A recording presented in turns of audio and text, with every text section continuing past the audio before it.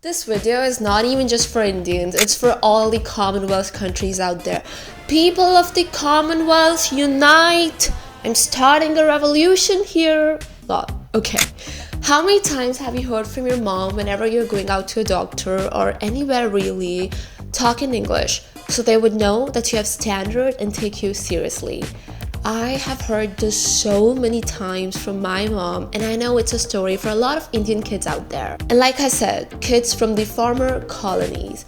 Just recently, my sister had been wanting to get this wallpaper for her room, and she was contacting this person in Hindi, one of the many languages of India, and she got no response.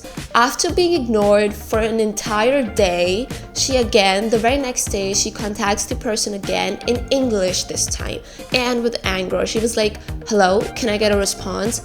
Guys, within 20 minutes, a person was sent outside our house to get the work done. Do you see this? It's freaking insane. And I come from a smaller city. It is so much more prominent in metropolitan cities like Delhi and Gurgaon. People in the US flex guns. Britishers flex their inability to pronounce R like car, apartment, and Australia flexes kangaroos. India flexes English. Do you realize how ridiculous this last one sounds? The amount of times I would be on a metro and I would hear people talking in English and they would be intentionally loud because they know they're fluent and they want to show off. When I was back in college, the very rare times I would meet people through my friends, because otherwise I was a depressed isolationist, I would meet people and they would start talking in English, just catching up stuff like which college are you from or what's your course, but in English. And I've also kinda noticed that especially in urban India, English is also kind of the language of the bully. Like bullies talk in English. Since English is not a native language, if one speaks in English, it creates a power dynamic where the English speaker is in the superior position. Why?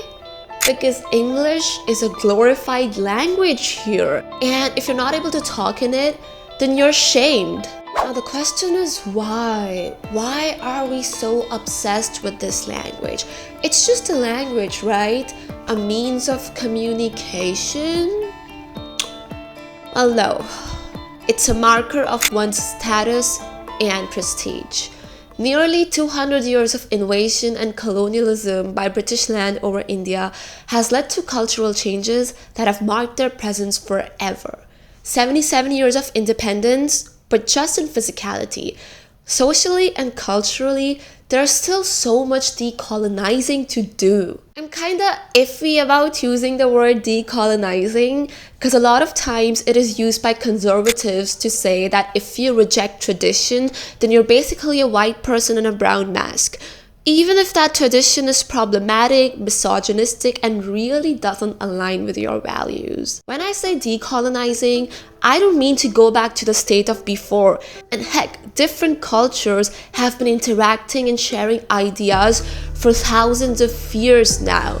Trade and economy are as old as time. In fact, I went to London this year back in August to visit my sister there, and I was honestly so amazed. Like the clean air, the greenery, how organized everything was. Like, wow. My sister was a social worker there. Basically, she worked with people who suffered from domestic abuse and addiction and now are homeless. Her job was to get these people houses at subsidized rates. It's amazing, but in India, people would be like, "Ye bhi koi job hai." I saw this neurodivergent person on this one bus and he was acting very hyperactive. However, no one was eyeing him or staring at him. People understood that he's someone with special needs. I saw Palestine protests that were so organized at the same time being loud, like, you get what I'm saying? And there were a few police officers guarding the protest. Like, I was dumbfounded, but in the best ways possible. So I don't hate the current UK. In fact, I don't hate English language either. English was my favorite subject in school, and heck, I'm making my videos in it. But to pretend that I cannot speak Hindi or I just suck at it, now that's just bull. So I feel like there's so much we can learn and adopt from foreign countries, but what we do adopt is the snobbishness. Just being a total snob. When colonized, the white people from the British land adopted the propaganda that our culture, our language, our religion, our color, our beauty, everything was inferior to theirs. And they internalized this inferiority in us. We were barbaric, and they were these people doing God's service of civilizing the primitives. When your faith in your roots has been shattered enough and you don't know what's true anymore, you would even welcome oppression. So many of my ancestors believed it to be true, and they let British forces shape their minds and beliefs. And this is what is going on with India's obsession of this language. Indians perceive English to be modern and superior.